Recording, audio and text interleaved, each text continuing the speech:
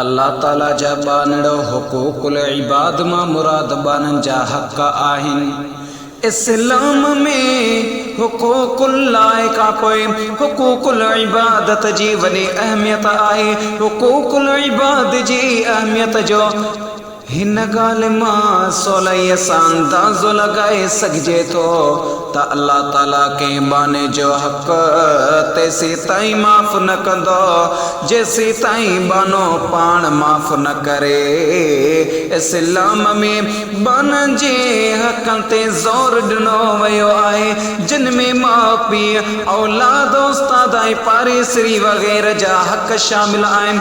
हिकु सुठो मुस्लमान उहो ई आहे जेको अल्लाह ताला जे हक़नि जे अदा करण सां गॾोगॾु बाननि जा बि हक़ पूरा करे। अल्लाह ताला मुस्लमान तोखे छाजे लाइ पैदा कयो आहे तो पंहिंजी ज़मीर खां पुछी सघी थो। जेकॾहिं चाही थो त मां अॼु जुती थो वठां, छाजे लाइ तो जुती वठां। जेकॾहिं चाही थो त मां अॼु कोठो थो ठाहियां, कमरो थो ठाहियां, छाजे लाइ थो ठाहीं। जेकॾहिं चाही थो त अॼु मां दिलो तो वठां जंहिंमें पाणी पए, उहो पाणी मां उन में छाजे लाइ तो वठां, उहो मूंखे कहिड़ो सुख ॾींदो।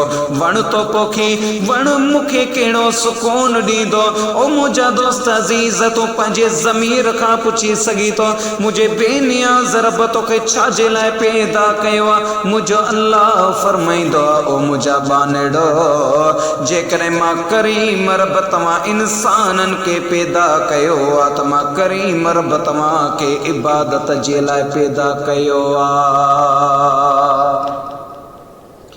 माउ पीउ जा हक़ बाननि जे हक़नि में सभ खां पहिरियों दर्जो माउ पीउ जो आहे।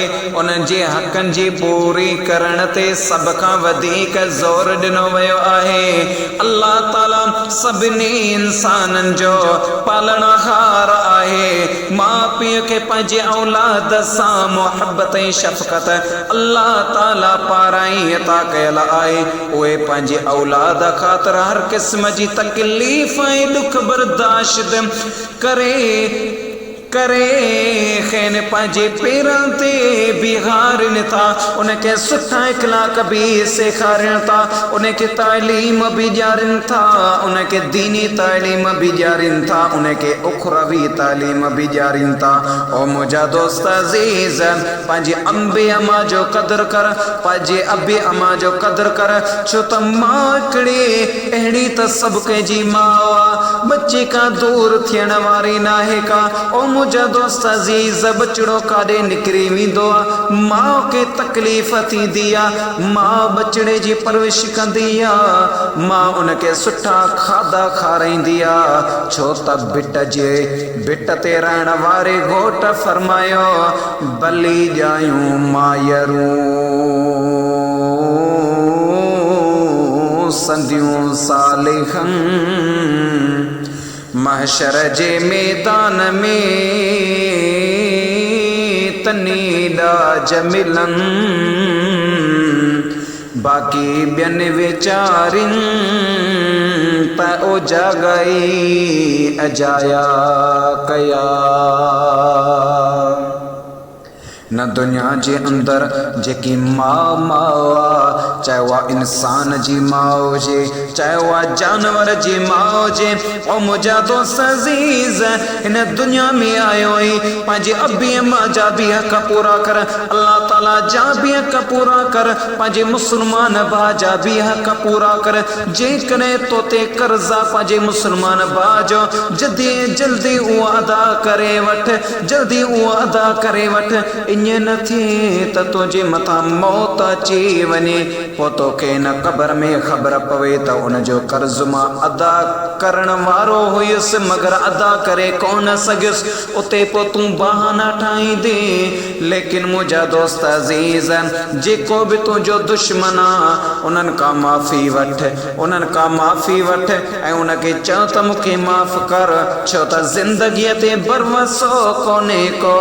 मुंहिंजे पीर सजण साईं फरमायो नफ़रतुनि खे ख़त्म कयो, नफ़रतुनि खे ख़त्म कयो, दुश्मननि खे बि ख़त्म कयो, मोहब्बतूं फैलायो, प्यार फैलायो, हुकूकुल इबाद भी पूरा कयो, हुकूकुल्लाह भी पूरा कयो, यानी अल्लाह ताला जे बानड़नि जा भी हक़ पूरा कयो, अल्लाह ताला जा भी हक़ पूरा कयो, पंहिंजे अबे अम्मा जा भी हक़ पूरा कयो।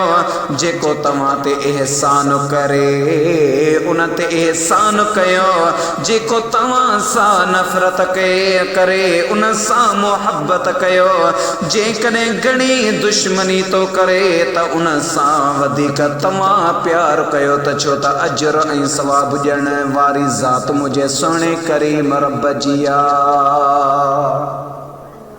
अल्लाह ताला तोखे उन जो अजर ॾींदो, अल्लाह ताला जी ज़ात बाबरकात उन जो तोखे सवाब ॾींदो।